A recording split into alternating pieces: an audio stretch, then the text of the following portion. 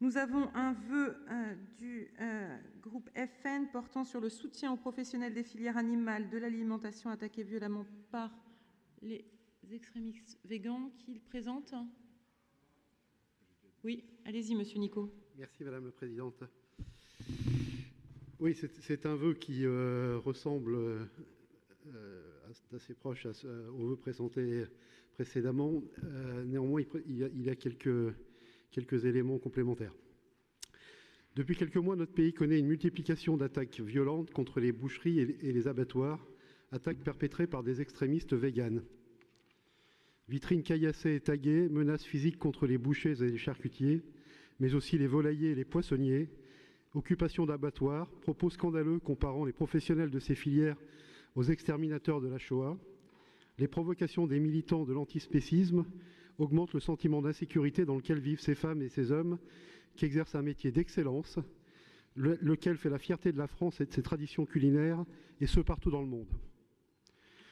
Notre région n'a pour le moment pas été la plus touchée par ces actions terroristes, mais les acteurs de ces métiers sont sensibles aux messages de soutien de leurs clients et des décideurs politiques.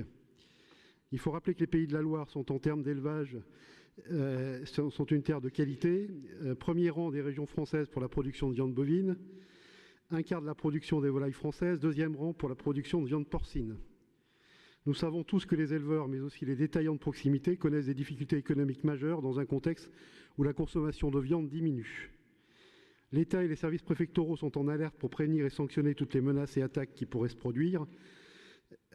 C'est pourquoi, à travers ce vœu, nous entendons apporter notre soutien et notre affection à l'ensemble des professionnels de ce secteur. Il ne s'agit aucunement de stigmatiser tel ou tel comportement nutritionnel qui appartient à chacun, mais de défendre des savoir-faire et des pratiques qui sont au cœur de notre patrimoine culturel.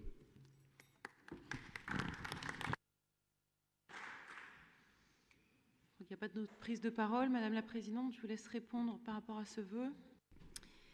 Alors, Madame la Présidente, même si ce vœu sur le fond ressemble beaucoup à celui que nous avons voté précédemment, dans certains termes employés, il ne correspond pas vraiment à l'état d'esprit de la majorité. Donc, nous vous proposons de ne pas voter ce vœu. Qui est favorable à ce vœu? Qui s'abstient? Il est rejeté.